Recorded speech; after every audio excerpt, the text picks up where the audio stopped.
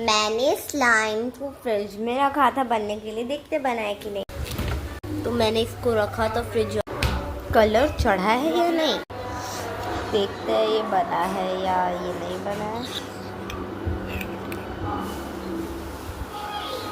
बन तो गया है। लोकेश इधर पकड़। गाइस ये स्लाइम मतलब वर्क तो करता है।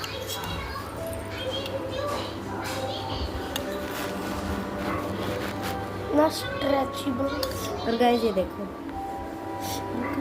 तेरे गंदे हैं। तो गाइस क्या मस्त वाला है ये स्लाइम। ये देखो guys, you can try it. Fridge में रखी और ये बन गया लिटरली। इट इज सीरियस थोड़ी।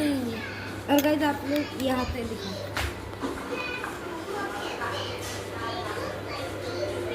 बनकर